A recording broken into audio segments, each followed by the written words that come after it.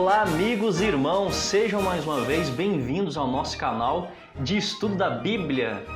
Eu fiz aqui anteriormente um vídeo bônus, onde eu falei sobre o juízo investigativo. Foi um vídeo assim, de uma forma mais geral, mas nós queremos trabalhar esse tema de uma forma mais específica. Eu falei ali sobre os livros de registros que contém no céu e como Deus lida com o pecado que estão anotados ali. E para não ficar dúvidas, eu resolvi fazer uma série de vídeos com o propósito de especificar um pouco mais esse tema, detalhar em minúcias esse assunto, para que nós tenhamos respostas sobre a razão de nossa fé. Afinal de contas, o tema do juízo investigativo é muito mal compreendido em nosso meio, e olha que ele é um assunto que descreve uma das crenças fundamentais que nós temos. Isso mesmo, juízo investigativo é uma das crenças distintivas do adventismo do sétimo dia. E por isso é necessário, para mim e para você, saber de maneira clara em nossas mentes, porque, afinal de contas, isso se trata de nossa identidade como povo de Deus, não é verdade? Então, como que falei no vídeo anterior, ficaram algumas perguntas no ar que precisam ser respondidas. Como, por exemplo, o que é o juízo investigativo? Quando o juízo investigativo começa? E como são transferidos os pecados de uma pessoa para o santuário celestial? Porque ao ser os pecados confessados, ainda os pecados ficam registrados no céu. Outra pergunta, por que Jesus ainda tem que investigar nomes se ele é onisciente? O sacrifício dele na cruz, de fato, não foi definitivo para a nossa salvação? Ele precisa de fazer algo mais? Como entender essas perguntas e outras à luz da Bíblia? Então, essas perguntas ficaram em minha mente a primeira vez que eu me deparei com esse tema. Eu estudei o tema pela primeira vez e ficou algumas dúvidas. E é possível que também você tenha algumas dúvidas nesse sentido, por isso eu vejo que nós precisamos nos debruçar sobre este assunto um pouco mais. Porque, afinal de contas, aprender esse tema é importante para cada um de nós. Você pode dizer, por que, pastor, é importante aprender esse tema? Ora, precisa ficar claro como Deus lida com o pecado e o que Ele faz no santuário celestial. Como eu e você seremos julgados por meio dos nossos pecados. E quando nós entendemos corretamente isso, nós passamos a proceder de uma maneira diferente, ter uma cosmovisão um pouco mais ampla sobre a maneira que Deus se utiliza. Eu e você precisamos entender esse assunto, porque se esse assunto não é verdadeiro, então nós não passamos de um povo evangélico como qualquer outro. Mas se essa mensagem é uma mensagem distintiva e importante, porque a mensagem do juízo investigativo do santuário é uma mensagem distintiva da Igreja Adventista, então nós temos uma missão como povo de Deus, né? Nós não somos melhores que ninguém, mas nos foi confiado uma mensagem para darmos ao mundo. Esta é a nossa missão, propagarmos a mensagem dos três anjos, e entre elas está a mensagem do santuário, a todos. Então, nesse vídeo, nós vamos tentar responder a pergunta: o que é o juízo investigativo? O que é ele? E nós falaremos do livro também de registros, e as demais perguntas que eu lancei aqui no início desse vídeo, nós vamos apresentar em um outro tópico. Mas no tópico de hoje, nós vamos responder o que é o juízo investigativo. Para responder essa pergunta, nós precisamos valer do texto de Daniel 7, verso 9 e 10. Aqui diz que o Pai é o ancião de dias e os anjos são as testemunhas, como afirmei agora há pouco. Agora continuemos lendo Daniel 7, o versículo 13 e 14. Eis que vinha nas nuvens do céu um como o filho do homem, e dirigiu-se ao ancião de dias, e o fizeram chegar até ele, e foi-lhe dado o domínio, a honra e o reino, para que todos os povos, nações e línguas o servissem. O seu domínio é um domínio eterno que não passará. Daniel 7, verso 13 e 14, né? A vinda de Cristo aqui, descrita nesse verso, irmãos, não é a segunda vinda de Cristo à Terra. Não pense assim. Ele vem ao ancião de dias, no céu, para receber o domínio, a honra, o reino, os quais lhe serão dados no final de sua obra como mediador ali no santuário celestial. Ao Jesus ressuscitar e ascender ao céu, ele foi ao céu para receber o reino. Pastor, que reino? O reino que havia sido dado a Adão e Eva e foi usurpado por Satanás. Quando Deus fez os primeiros seres humanos, Satanás fez os primeiros seres humanos, Adão e Eva, desconfiarem de Deus. Por isso Jesus chama a Satanás de príncipe desse mundo ali em João 14, verso 30.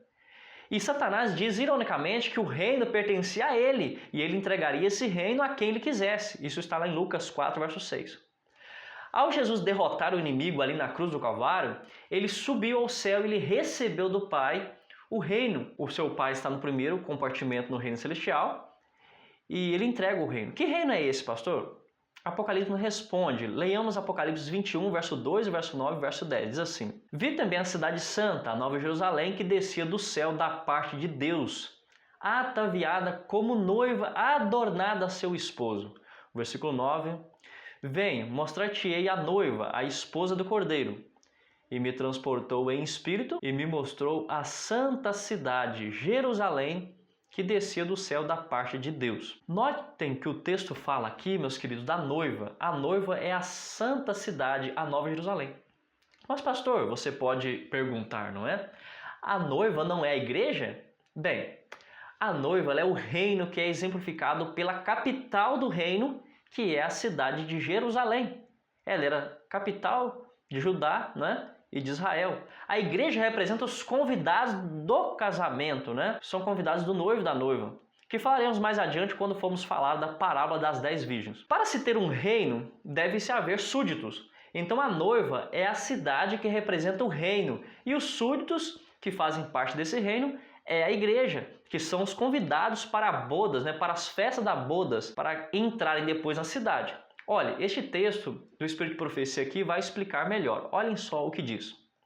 No Apocalipse é dito que o povo de Deus são os convidados à ceia das bodas.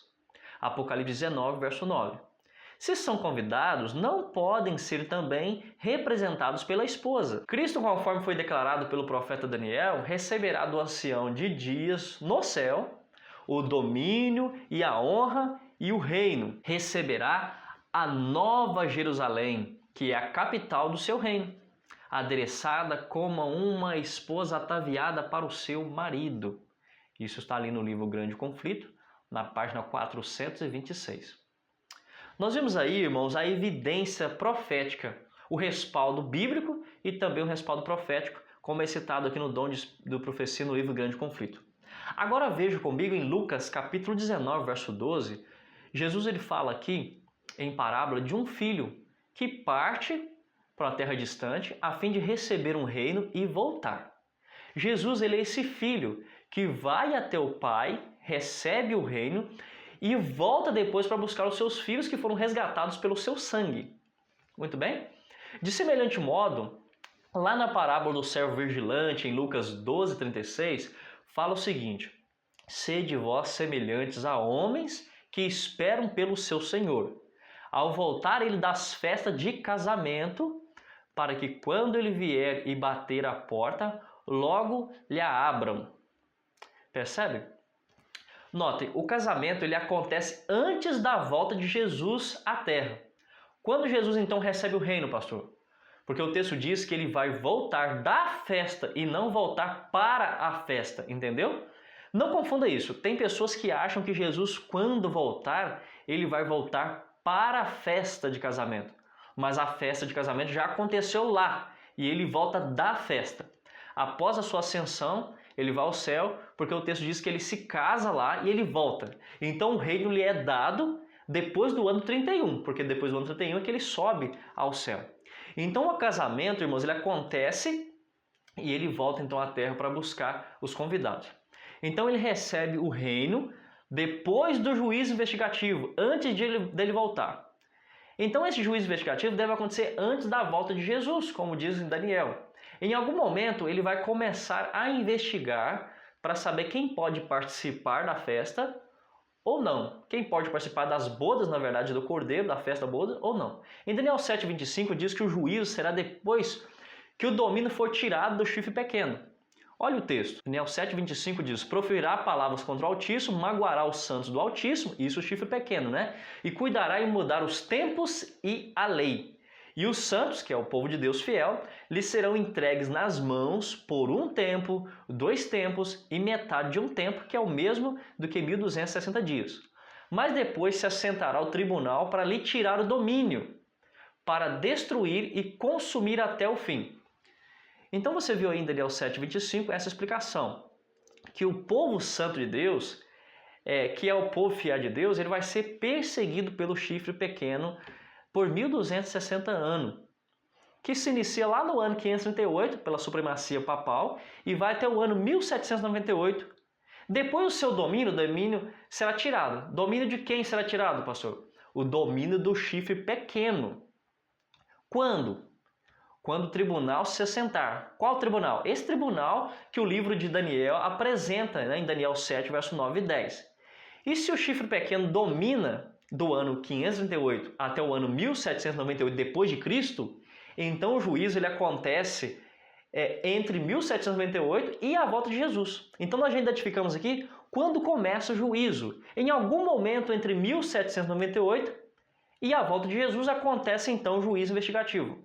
Agora, em outro vídeo, iremos analisar a data correta para entendermos a data correta de quando acontece essa questão. Vamos nos voltar aqui para Daniel 7:10, que diz assim: um rio de fogo manava e saía de diante dele. Milhares de milhares o serviam e miríades estavam diante dele. Esses miríades eram anjos.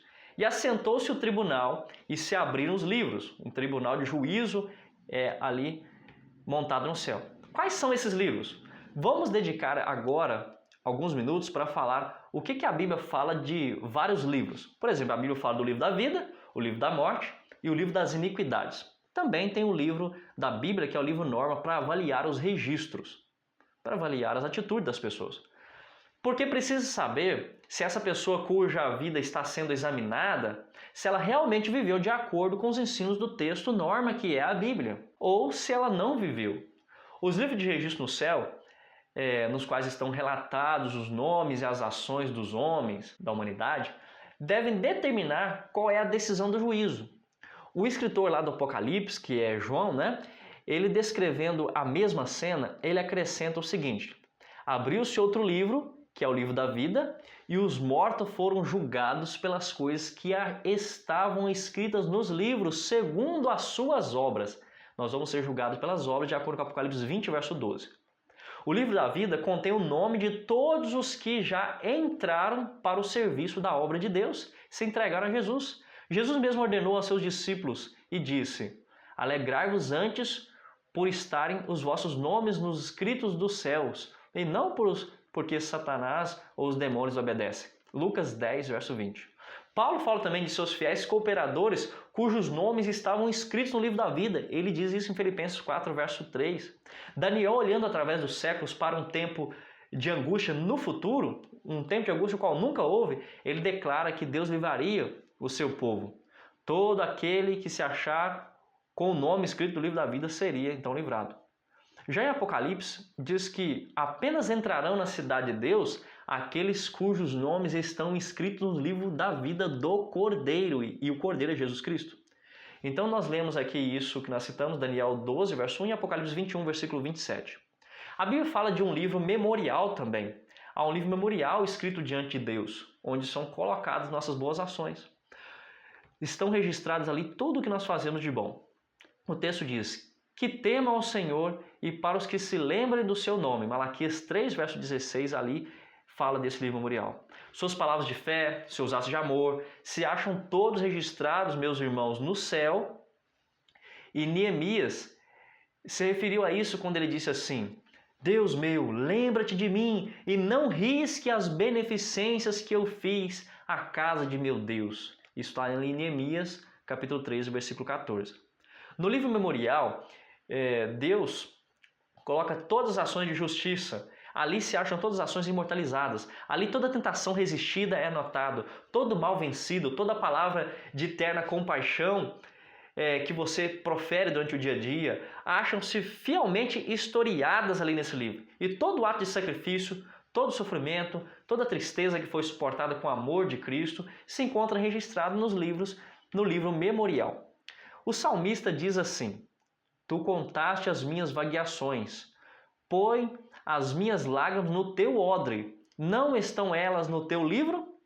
Salmo 56, versículo 8. Há também, irmãos, um relatório dos pecados dos homens no livro da morte, que é outro livro, né? Porque Deus há de trazer a juízo toda a obra e até tudo o que está encoberto, quer seja bom, quer seja mal. De toda a palavra ociosa que os homens disserem, eles hão de dar conta no dia do juízo. Isso é bíblico, isso disse o Salvador, né?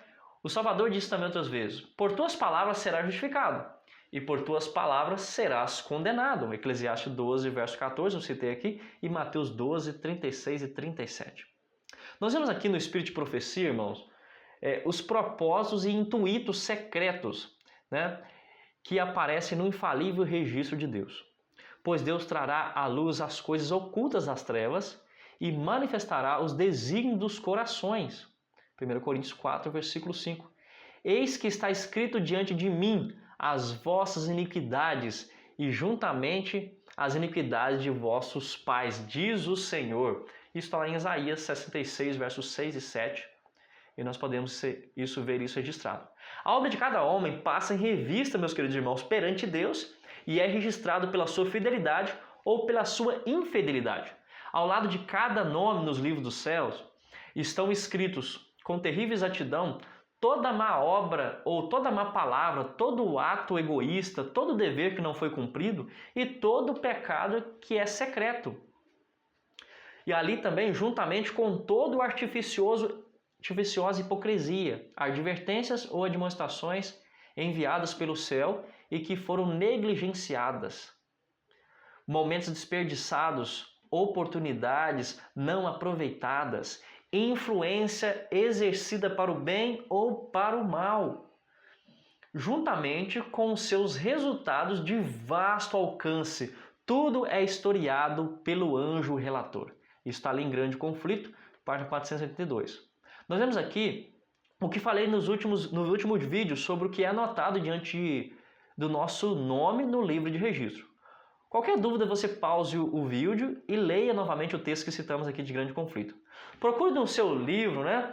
Anote ali no Grande Conflito que você tem que ser um livro do Grande Conflito mais antigo. Ou baixe o aplicativo EGW e procure lá. O aplicativo é gratuito e você poderá entender isso muito bem ao analisar o capítulo 23, 24 e 28 do livro Grande Conflito, porque isso vai ser muito importante para a sua vida espiritual. Uma outra parábola que exemplifica claramente a investigação que se faz no céu é a parábola descrita em Mateus 22, o verso 11 e 12, que é a parábola das bodas. Ela diz assim: entrando, porém, o rei para ver os que estavam à mesa, notou ali um homem que não trazia veste nupcial e perguntou-lhe: amigo, como entraste aqui sem veste nupcial? E ele emudeceu. Então ordenou o rei aos seus serventes: amarrai-o de pés e mãos e lançai-os para fora nas trevas, ali haverá choro e ranger de dentes. Há uma investigação, irmãos, para saber quem está vestido de maneira adequada para as bodas do Cordeiro. Nós podemos ver isso nessa parábola. Jesus é aquele que recebe o rei e está na festa agora. E ele olha quem está realmente devidamente preparado para essa festa. Pessoas foram convidadas. Aqui na parábola nós vemos que as vestes nupciais representam o caráter da pessoa, se ela está adequada ou não. Se ela viveu de acordo com as normas do reino de Deus ou não. Se arrependeu do seu pecado e vive se afastando do pecado, ou se ela demonstra em suas atitudes que realmente ela está triste com o pecado ou vive de acordo ainda com o pecado. Percebem os textos? Eles estão bem amarrados, dando uma compreensão mais completa desse tema, né? Uma compreensão melhor do assunto. A parábola das 10 virgens diz a mesma coisa e dá luz sobre alguns outros aspectos que precisamos entender. Na verdade, a parábola das 10 virgens, meus irmãos e irmãs, não é apenas uma história. É, na verdade, uma profecia e uma descrição simbólica das coisas que devem acontecer no céu, ou que acontece no céu antes da volta de Jesus. Ela fala aqui de algumas ações. Analise comigo primeiro, né? Primeiro nós vemos o noivo saindo para receber a noiva. Essa é a primeira ação. A segunda ação que nós estamos na parábola das virgens é a noiva sendo entregue ao noivo. E a terceira ação é o casal se dirigindo agora da casa da noiva, da casa do pai da noiva, para encontrar com os convidados e levá-lo, ir todos juntos para o banquete. O noivo saindo para receber a noiva, quando Jesus volta ao céu após a sua ressurreição e ascensão. E acontece então ali a investigação dos nomes nos livros de registros para ver quem está preparado para a festa, que é então o juízo investigativo. A noiva sendo entregue para o noivo é o reino sendo entregue para Jesus, que é descrito ali em Daniel 7, verso 14, depois do juízo investigativo. Ele está no céu, fez o juízo investigativo, ele recebe então o domínio, a honra, o reino, para que todos os povos, nações e línguas o sirvam. E o seu domínio é um domínio eterno que não passará. É isso que diz ali em Daniel, né? Então o casal seguindo juntos para encontrar os convidados e levar os convidados para a festa é Jesus com a sua noiva, que é o seu reino, exemplificado aqui pela Nova Jerusalém. E ele vem à terra para buscar os convidados, que é a igreja, para o banquete e pertencer e morar no reino. É aí que algumas virgens que se prepararam irão para o céu, mas outras não, pelo atraso do noivo. Vejamos o que o livro Grande Conflito afirma sobre isso que eu acabei de falar para vocês. O casamento representa a recepção do reino por parte de Cristo. A santa cidade, a Nova Jerusalém, que é a capital e representa o reino. Ela é chamada de a esposa, a mulher do Cordeiro. Claramente, pois a esposa representa a santa cidade, e as virgens que saem ao encontro do esposo são símbolo da igreja. No Apocalipse é dito que o povo de Deus são os convidados à ceia das bodas. Apocalipse 19, verso 9. Se são convidados, não podem ser também representados pela esposa. Então Cristo, conforme foi declarado pelo profeta Daniel, ele receberá do ancião de dias no céu o domínio, a honra e também o reino. E ele receberá a Nova Jerusalém, a capital de seu reino, adereçada como uma esposa que é ataviada para o seu marido. Tendo recebido então o reino, ele virá em glória como Rei dos Reis e o Senhor dos Senhores para a redenção do seu povo, que deve assentar com Abraão, Isaque e Jacó à sua mesa em seu reino. Mateus 8, verso 11 e Lucas 22, verso 30, a fim de participar da ceia das bodas do Cordeiro. Isso está registrado no livro Grande Conflito, na página 426, no segundo parágrafo. Irmãos, partindo aqui para a conclusão daquilo que falamos, o juízo investigativo ele é real e ele está acontecendo no céu. Jesus e os apóstolos falaram várias vezes desse assunto e essa crença ela foi muito bem organizada pelos pioneiros a partir ali. Os adventistas estudaram a Bíblia e através de bastante estudos, eles entenderam essa junção de textos bíblicos que se encaixam perfeitamente e harmoniosamente como engrenagens corretas que se interligam e que faz todo esse motor funcionar. Lá em 1 Pedro 4,17 fala que por ocasião de começar o juízo, ele irá começar pela casa de Deus. Essa ocasião é chegada. Ora, se primeiro o juízo começa por nós, qual será o fim daqueles que não obedecem o Evangelho de Deus? Então nós também lemos em 1 Coríntios 6, verso 2 e 3, que diz: Ou não sabeis que os santos hão de julgar o mundo? Ora, se o mundo deverá ser julgado por vós, sois acaso indignos de julgar as coisas mínimas? Não sabeis que havemos de julgar os próprios anjos, quanto mais as coisas desta vida? Portanto, o juízo começa pelo povo de Deus. Visto que os juízos dos ímpios, meus queridos irmãos, eles acontecem depois da volta de Jesus por ocasião do milênio. Eu pergunto a você, querido amigo, como está o seu preparo? O juízo começa pelo povo de Deus, enquanto nós estamos vivos aqui na terra. Tem você renunciado ao seu eu, renunciado ao pecado e operado reformas na sua vida que você precisa operar? Tem você se arrependido de todos os seus pecados? Quando você segue no pecado, depois de ter confessado o pecado e arrependido, você mostra que ainda assim Jesus não é precioso para você, que o pecado é mais precioso para você do que Jesus e que você não está disposto a abandonar o pecado por amor a Cristo. Você mostra que o mundo é mais precioso aos seus olhos, do que Deus. A sua atitude afirma que Ele é melhor para você, o pecado é melhor para você do que o compromisso com aquele que te criou, que te salvou mediante o próprio sangue, a própria morte. Jesus, meus queridos irmãos, ele renunciou tudo no céu para você. E o que ele pede é que você também renuncie o pecado por amor a ele. Lembre-se, Satanás é especialista em dizer para mim e para você quanto custa servir a Deus. Ele insiste em dizer quanto custa. Ele diz, olha, se você servir a Deus, você vai perder amigos, bens materiais, coisas, você vai perder a oportunidade de prazeres. Mas o que Satanás nunca diz para você e para mim é quanto custa não servir a Cristo. E sabe quanto custa não servir a Cristo? Não servir a Cristo é perder o reino de Deus, é perder a eternidade que é de Jesus e Ele escolhe compartilhar comigo e com você. É perder as mansões que são deles, a eternidade, as preciosas riquezas eternas de Deus. Quando nós ficamos com medo de perder as coisas mínimas dessa terra para receber o galardão de Deus, é como se estivéssemos trocando pequeno grão de areia em comparação com a maior de todas as mansões. Satanás é especialista em desanimar você. Satanás é especialista em tirar você dos caminhos do Senhor. Percebam, irmãos, nós precisamos compreender a doutrina da investigação que acontece ali no céu. Porque à medida que entendemos mais completamente esse assunto, nós teremos uma compreensão mais adequada do que é o pecado e de como devemos viver a partir de então. Eu desafio você profundamente a viver uma vida com Deus, a amar a Jesus sobre todas as coisas, porque o mundo com Satanás não compensa.